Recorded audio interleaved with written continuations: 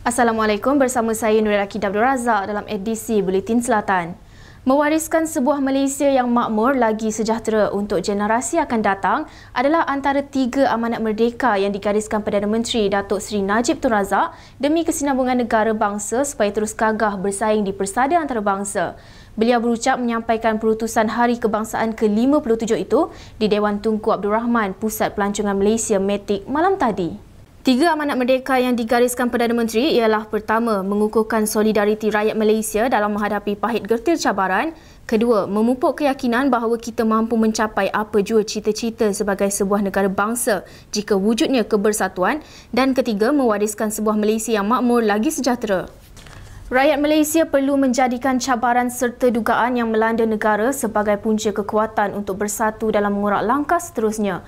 Menteri Komunikasi dan Multimedia Datuk Seri Ahmad Sabri Cik berkata, ini perlu dibuat bersandarkan kepada keikhlasan hati masing-masing.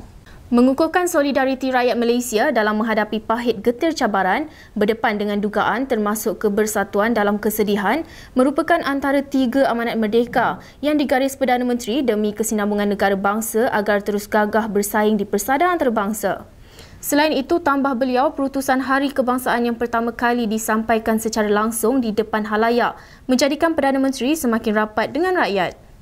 Golongan remaja di negara ini dinasihat tidak menghiasi Hari Kemerdekaan Negara dengan perbuatan negatif dan tidak bermoral yang boleh mencalar imej negara. Pemegang amanah Yayasan Satu Malaysia, Tan Sri Lee Lam Tai berkata, ada golongan yang menganggap Hari Kemerdekaan setiap tahun sebagai hari cuti untuk beriadah dan bergembira sehingga melupakan maksud sebenar di sebalik cuti umum itu.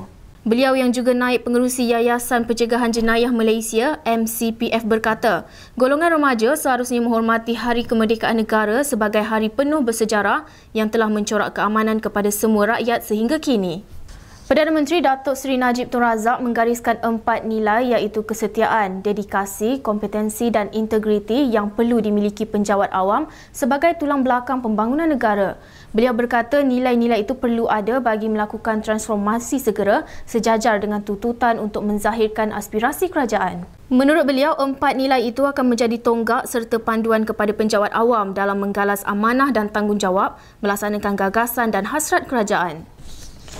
Mulai 1 September, waktu operasi pejabat tiket Malaysia Airlines MAS di KL Central akan diubah dari 7 pagi hingga 10 malam setiap hari Isnin hingga Ahad.